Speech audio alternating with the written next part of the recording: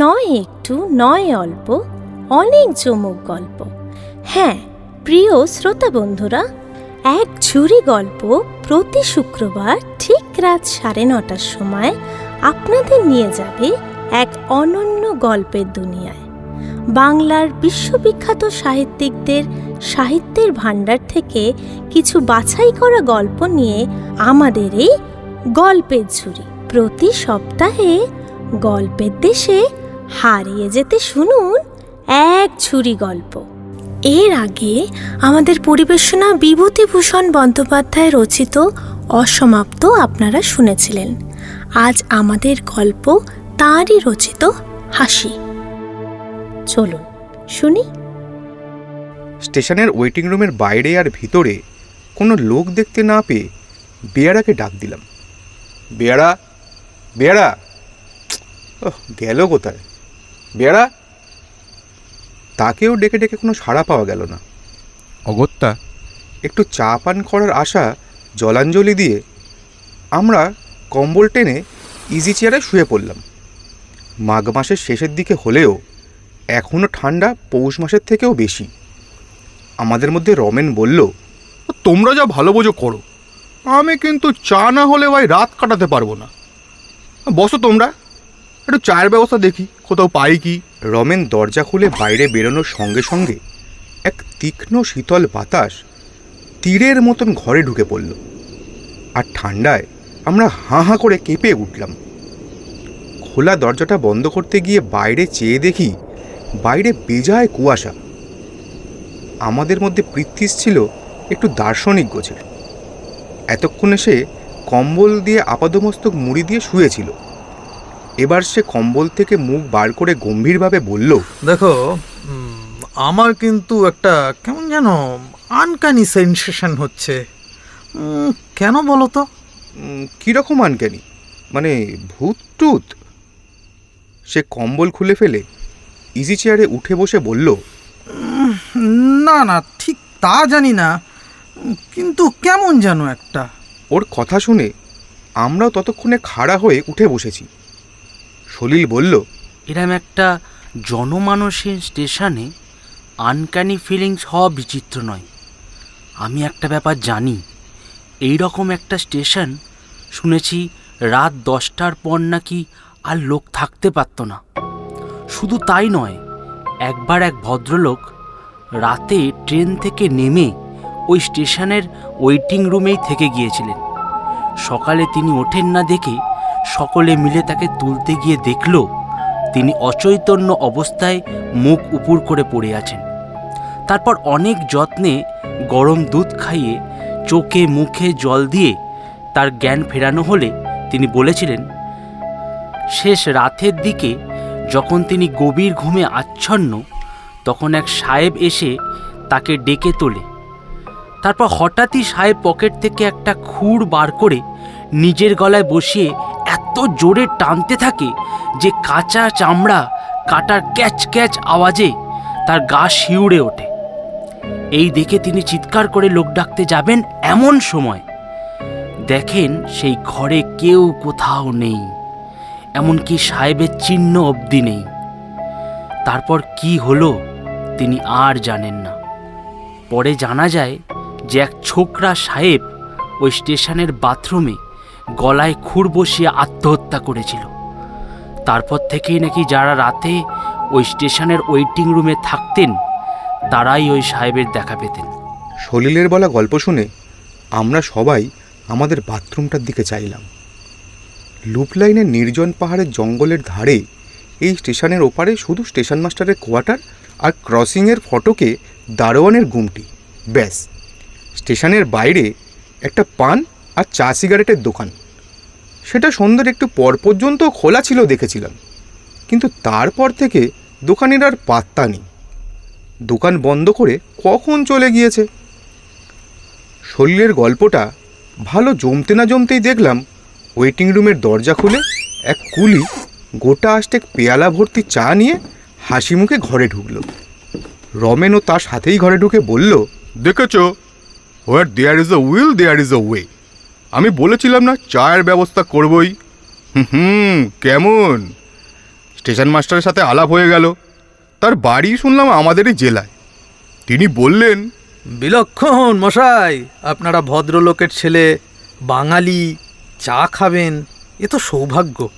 উনি ছাড়লেন না কিছুতেই, নিজের বাসা থেকে চা করে পাঠিয়ে দিলেন। রমেনের কথা শেষ হতে না হতে দেখলাম দরজা ঠেলে এক ভদ্রলোক ঘরে ঢুকলেন। রমেন প্রায় লাফিয়ে উঠে বলল, এই যে মিত্তির মশাই, আসুন আসুন। এই যে তোমরা দেখো সবাই, ইনি ওইখানকার স্টেশন মাস্টার হরিদাসবাবু। আসুন হরিদাসবাবু, আসুন। হরিদাসবাবু ততক্ষণে সামনের হাতল ছাড়া চেয়ারে বসে পড়ে আমাদের সকলকে অভিবাদন করলেন। মিত্তির মশাইয়ের বয়স বছর 45-এর কম হবে না। দোহারা গড়ন, কানের পাশের চুলগুলোতে বেশ পাক ধরেছে। তার গোপদাড়িও কামানো। পশ্চিমের আটা জল খেয়ে খেয়ে তার শরীর বেশ স্বাস্থ্যবান হয়েছে। আমি জিজ্ঞাসা করলাম, তা মিত্তির মশাই, আপনি এখানে কতদিন? আগেই, এই আসছে ফেব্রুয়ারিতে 1.5 বছর হবে। দূর দূর দূর, বড় কষ্ট মশাই এখানে। না দেখতে পাই কোনো বাঙালির মুখ, না খেতে পাই মাছ। তা আপনারা আজ এখানে এসেছেন শুনে ভারী আনন্দ হলো। রমেনবাবু চায়ের কথা যেই তুললেন, আমি বললাম, এ আর এমন কি ব্যাপার, আমার বাসা যখন কাছে আছেই। তা আপনারা কত দূর যাবেন সব? আমরা সাইকেলে দিল্লি যাব বলে বেরিয়েছি। এইখানে নদী পার হয়ে ভাগলপুরের পথ হয়ে গ্র্যান্ড ট্রাঙ্ক রোডটা ধরব। আচ্ছা, এই ভাগলপুরের গাড়িটা কাল ঠিক কটার সময় পাওয়া যাবে? আগে ও গাড়ি তো দিনে 2টো মাত্র, বেলা 11টায় প্রথম গাড়ি পাবেন। তারপর অনেক কথাবার্তা আর আমাদের ভ্রমণ সম্বন্ধে অনেক প্রশ্ন উত্তরের পর, ট্রেনের ব্যাপারেও নানা আবশ্যকীয় তথ্য আদান প্রদানের পর আমাদের আলোচনার বেগ কিছুটা মন্দীভূত হয়ে পড়ল। কারোরই ঘুম পাচ্ছিল না। বিশেষ করে গরম চা খাবার পর আলস্য ও তন্দ্রার ভাবটা কেটে গিয়ে সকলেরই শরীর বেশ তরতাজা হয়ে উঠেছিল। ঝিমিয়ে পড়া কথাবার্তার ব্রেকটাকে আবার সবেগে ফিরিয়ে আনতে আমি হঠাৎ বলে উঠলাম, হ্যাঁ মশাই, আপনাদের এই ওয়েটিং রুমে কোনো ভূত টুত নেই তো? এই প্রশ্ন শুনে সলিলের সেই ছোকরা ইঞ্জিনিয়ার সাহেবের ভূতের গল্পটা পুনরায় ফিরে এলো। আমাদের মধ্যে একটা ছোট্ট হাসির রোলও উঠল। কেউ কেউ নানারূপ কৌতুক মন্তব্যও করলো। আরে দূর, ছাড়ো তো, যত সব গাঁজাখুরি গল্প। ওই ভদ্রলোক রাত্রিবেলা হয়তো একটু মদিরা পান করে কি দেখতে কি দেখেছেন। আবার কেউ কেউ এমন ভাব করলো যেন এই স্টেশনের বাথরুমেও যে ভূত আছে তা সম্বন্ধে এক প্রকার নিশ্চিত। আমি হলপ করে বলতে পারি, এই স্টেশনের বাথরুমেও ভূত আছে। এখনও তার দেখা হয়তো আমরা পাইনি, কিন্তু মন বলছে তার দেখা পেতে বেশি সময় লাগবে না। পৃথ্বীসেন না হলে ওরকম আনক্যানি ফিলিং হবে কেন? তোমরাই বলো। হরিদাসবাবু অনেকক্ষণ কোনো কথা বলেননি। আমাদের দেওয়া 4 নম্বর সিগারেটটা ছাই ঝাড়তে ঝাড়তে উনি আবার হাই তুলে খাড়া হয়ে বসলেন। সিগারেটটা একটা লম্বা টান দিয়ে অ্যাস্ট্রেতে বাকিটুকু গুজে দিয়ে উনি এবার বললেন, আপনারা হাসবেন হয়তো, কিন্তু আমার নিজের জীবনের একটা ব্যক্তিগত অভিজ্ঞতার কথা এবার আপনাদের শোনাই, শুনুন। এবার তিনি 5ম সিগারেটটা ধরিয়ে নিজের সেই অদ্ভুত গল্পটি বলতে শুরু করলেন।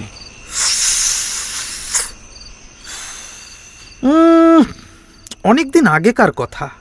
আমার বয়স তখন খুব বেশি না হলেও 12-13 কম হবে না। আমার এক কাকা ফরেস্ট ডিপার্টমেন্টে কাজ করতেন এবং সে সময় তিনি খুলনা মালেরগঞ্জ আউটপোস্টে থাকতেন। এখন আর ঠিক মনে পড়ে না, কিন্তু কী উপলক্ষে যেন ওই পুজোর পরে আমাদের বাড়ির সকলে মিলে কাকার কাছে বেড়াতে গেছিলাম। কাকা তখন খুলনার বাসাতে, আমরা সেখানেই উঠেছিলাম। বেশি দিন থাকার কথা হওয়াতে আমি সেখানকার একটি স্কুলেও ভর্তি হয়ে গেছিলাম। কয়েক মাস পরবার পরে গ্রীষ্মের ছুটি পড়ল, তখন কাকাকে ধরলাম তার সঙ্গে তার কার্যস্থল মোরেলগঞ্জে যাব। কাকা আমায় নিয়েও গেলেন। যারা জঙ্গল থেকে মোম মধু সংগ্রহ করে, এই সময়টা তাদের লাইসেন্স রিনিউ করবার সময়। যাতে কেউ পুরনো লাইসেন্স নিয়ে ফাঁকি দিয়ে জঙ্গলে মোম মধু সংগ্রহ করতে না পারে, তাই ফরেস্ট ডিপার্টমেন্টের বোট ও স্টিম লঞ্চ সব সময় সুন্দরবনের নদী, খাঁড়ি ও খালের মধ্যে ঘুরে ঘুরে পাহারা দিত। আমি কতবার সেই সরকারি লঞ্চে কাকার সঙ্গে সুন্দরবনে বেড়াতে গেছি। আমার মনের মধ্যে সুন্দরবনের স্বপ্নের মতো এক অদ্ভুত ছবি মুদ্রিত আছে। তখন আমি ছেলে মানুষ, সবে 13, শহর থেকে গিয়েছি। সুন্দরবনের অপূর্ব সৌন্দর্য আমার ক্ষুধার্ত ব্যগ্র বালক মনে কী যে এক অদ্ভুত আনন্দের বার্তা নিয়ে আসতো, তা আমি আপনাদের মুখে বলে বোঝাতে পারবো না।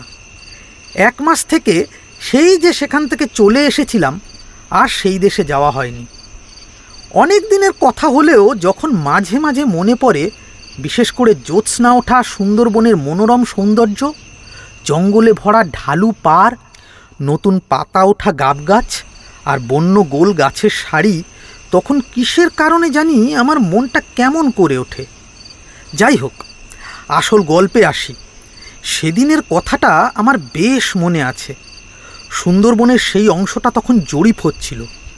যে দলটা জরিপ করছিল তাদের একটা বড় লঞ্চ নদীর মাঝখানে বাঁধা থাকতো। তা সেদিন দুপুরে সেই লঞ্চেই আমাদের নিমন্ত্রণ ছিল। 4-5 জন আমিন, একজন কানুনগো, একজন কেরানি, এই সব শুদ্ধ 7-8 জন লোক ছিলাম লঞ্চটায়, সবাই বাঙালি। খাওয়া দাওয়াটা বেশ গুরুতর রকমের হলো। তারপর একটু গান বাজনাও হলো। আস্তে আস্তে বেলা পড়ে গেল, আমাদের বজরাও ছেড়ে দেওয়া হলো। ক্রমে রাত হলো, জ্যোৎস্না উঠল। খালের দুধারে নতুন পাতা ওঠা বনের মাথাটা জ্যোৎস্নায় চকচক করছিল। দূর থেকে 2-1টা নৈশ পাখির অদ্ভুত ডাকও কানে আসছিল। জোয়ারের জলে ডুবে থাকা গোল পাতা ঝুঁকে পড়া শাখাগুলো জল থেকে আস্তে আস্তে উঠে জেগে উঠতে লাগলো। বুঝতেই পারছেন, সুন্দরবন মানেই বাঘের উপদ্রবের ভয়। তাই সব সময় আমাদের সাথে 2 জন বন্দুকধারী সিপাহী থাকতো। তারা বজরার এদিকে ওদিকে তোলা উনুনে রান্না চাপিয়ে দিল। রাতটা বড় গরম, গুমোট ধরনের ছিল। গাছের পাতাটা অবধি নড়ছিল না। চারিদিকে কেমন একটা থমথমে ভাব। গরমে বজরার ছইয়ের মধ্যে বসে থাকার উপায়ও ছিল না। এমনিতেও এসব গ্রীষ্মের রাতে বজরার ছাদে তক্তার ওপরে শুয়ে থাকতে বেশ আরাম লাগে বটে, কিন্তু দুধারের ঘন বনের মধ্যে থেকে বাঘ লাফিয়ে পড়ার ভয়ে সেখানেও থাকার জো ছিল না।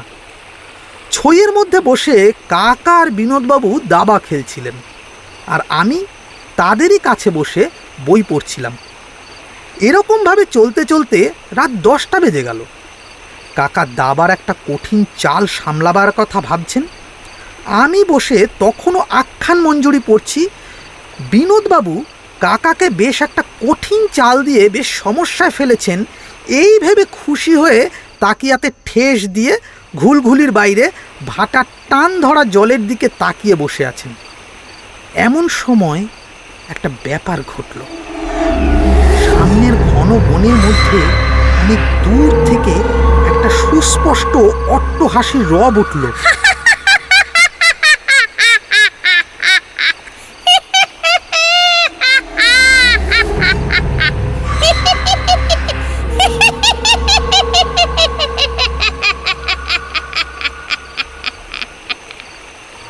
অবিকল মানুষের গলার আওয়াজের মতো মনে হলেও কিছুটা অমানসিক অস্বাভাবিক স্বর। আমরা কিছু ভেবে ওঠার আগেই আরও একবার সেই অট্টহাসি শুনতে পেলাম। তারপর আরও একবার। হাসির শব্দটা এত ভীষণ আর তীক্ষ্ণ যে মনে হলো বনের গাছগুলো কেঁপে কেঁপে উঠছে, মাটি যেন কাঁপছে, আর আমাদের বোটটাও যেন দুলে দুলে উঠছে। সিপাহীরা রান্না শেষ করে খেতে বসেছিল। তারা খাওয়া ছেড়ে তাড়াতাড়ি উঠে এলো। কাকা, আমি আর বিনোদবাবু ছইয়ের ভিতর থেকে বেরিয়ে এলাম। দেখলাম গাছপালা সব ছবির মতো দাঁড়িয়ে আছে। কোথাও এতটুকু হাওয়া নেই। গাছের একটা পাতা পর্যন্ত নড়ছে না। জ্যোৎস্নার চাঁদ কখন যেন বনের আড়ালে ঢলে পড়েছে। বিনোদবাবু কাকাকে বললেন, রামবাবু, বলি ব্যাপার কি বুঝছেন বলুন তো, ব্যাপারটি কি? মাঝিরা ভারী ভয় পেয়ে গিয়ে বজরার মাস্তুলের তলায় গোল হয়ে একদৃষ্টে বনের দিকে তাকিয়ে দাঁড়িয়ে আছে। বেশ কিছুক্ষণ সব শান্ত থাকার পরে আমরা আবার ছইয়ের দিকে ফিরতে যাচ্ছি। এমন সময় আবার সেই হাসির শব্দটা শোনা গেল।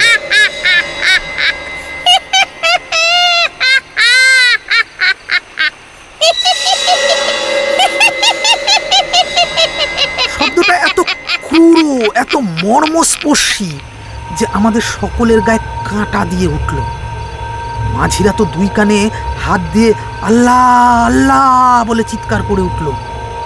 কাকা আর বিনোদবাবুও পরস্পরের মুখের দিকে তাকালেন। কাকা বললেন, কি কি বলুন তো মশাই, হায়না নাকি? কিন্তু তার মুখ দেখে আর গলার সুরে মনে হলো সেই হাসির শব্দ যে হায়নার হতে পারে এ কথা তিনি নিজেও বিশ্বাস করছেন না। তারা পরামর্শ করে ঠিক করলেন যে নৌকো সেখান থেকে সরানো হবে। এই কথা মাঝিদের জানানোর পরে তারা বলল, এখানে ভাটার টান অনেক বেশি কথা। বড় গাঙের টান ঠেলে এত ভারী পচরা এই আধার রাতে উজানের দিকে কি করে নিয়ে যাই কম দেখি। এখন এ কাজ করা যাবে নি কর্তা? অগত্যা সেখানেই রাত কাটাতে হলো। আমরা সবাই সারা রাত জেগেই রইলাম। সে রাতে আর ঘুম এলো না কারুর চোখে। সমগ্র বনভূমি নিস্তব্ধ। চাঁদ ডুবে গিয়ে নদীর আকাশ বন সব অন্ধকারে একাকার হয়ে গিয়েছে। শেষ রাতের দিকে আমার চোখে ঘুম ঢুলে এসেছে। এমন সময় অন্ধকার ভরা বনভূমির দিক থেকে আবার সেই বিকট হাসির রোল। সেই অন্ধকারাচ্ছন্ন পরিবেশে সেটা এত অমানসিক, এত পৈশাচিক শোনালো যে আমার তখন বয়স অল্প হলেও ওই হাসিটার প্রকৃত রূপ যে কি হতে পারে সেটা ভেবে আমার রক্ত যেন হিম হয়ে গেল। ধীরে ধীরে ভোরের আলো ফুটল। কিছু সময় পর আমরা জোয়ারের মুখে বজরা ছেড়ে দিয়ে দুপুরের মধ্যে স্টিম লঞ্চে ফিরে এলাম। সেখানে পৌঁছানোর পরে কাকার আর বাকিদের কাছ থেকে গত রাতের অভিজ্ঞতার কথা শুনে প্রধান সারেং আর খালাসিরা বলল, ওই জায়গাটা অনেক গভীর বনের মধ্যে, তাই লোক চলাচল কম বাবু। আমাদের মধ্যে কেউ কেউ ওই হাসির আওয়াজ আগেও শুনতে পাইছে। ওই জঙ্গলের মধ্যে এক সময় লোক বসতিও ছিল। ওই যে সার দেওয়া বকুল গাছগুলো দেখছেন না কর্তা, ওইগুলো চোখে পড়লে বোঝা যায় এক সময় ওইখানে লোকজন বাস করত।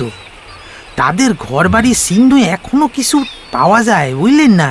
সে যাই থাকুক, আজও এতদিন পরে যখনই সেদিনের কথাটা মনে পড়ে তখন একটা কথাই মনে হয়, সেদিন গভীর রাতে জনহীন জনপদের ধ্বংসস্তূপের চারপাশে ঘুরে বেড়ানো কোনো অভিশপ্ত অশরীরী আত্মার পৈশাচিক উল্লাস ভরা অট্টহাসি আমরা শুনেছিলাম। সেই হাসির রোলটা এখনো যখনই মনে আসে এতকাল পরেও সারা শরীর শিউরে ওঠে।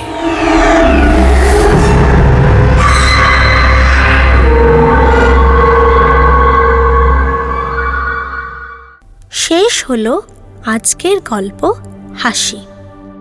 এই গল্পের চরিত্রায়নে কথক ও বিবিধ চরিত্রে দেবজ্যোতি চক্রবর্তী, হারাধন বাবু, আভোগ বন্দ্যোপাধ্যায়, সলিলের ভূমিকায় শুভম কর, পরিবেশনায় টিম একঝুরি গল্প, শব্দগ্রহণ শুভাশিস চক্রবর্তী, স্টুডিও সুয়ানে অডিও, চিত্রনাট্য দেবজ্যোতি চক্রবর্তী। পরবর্তী গল্প শোনার জন্য সাথে থাকুন এবং আমাদের এই চ্যানেলটিকে লাইক, শেয়ার ও সাবস্ক্রাইব করতে ভুলবেন না। আর বেল আইকন প্রেস অবশ্যই করবেন আরও নোটিফিকেশনসের জন্য। আপনাদের মতামত খুব গুরুত্বপূর্ণ, তাই কমেন্ট বক্সে প্লিজ নিজের মতামত জানিয়ে কমেন্ট করুন। এক ঝুড়ি গল্প আমাদের গল্পের নবীন চ্যানেল। আমরা সর্বক্ষণ চেষ্টা করব নতুন স্বাদের নতুন কিছু আনার, যা আপনাদের প্রতিবার আরও উৎসাহ দেবে। এই গল্পের ঝুড়িতে আছে রহস্য, হাসি, দুঃখ, ভয়। এক ঝুড়ি গল্প থেকে গল্প সবাই বসে শুনুন একসাথে ও উপভোগ করুন। আশা করি আমাদের চেষ্টা সফল হবে। এই গল্পের মূল ভাব ঠিক রেখে শ্রোতাদের বোঝার সুবিধার্থে ভাষা কিছুটা সহজ ও পরিবর্তিত করা হয়েছে। গল্পটি শুধুমাত্র বিনোদনের উদ্দেশ্যে শোনানো হলো। লেখকের প্রতি শ্রদ্ধা জানিয়েই এই উপস্থাপনা।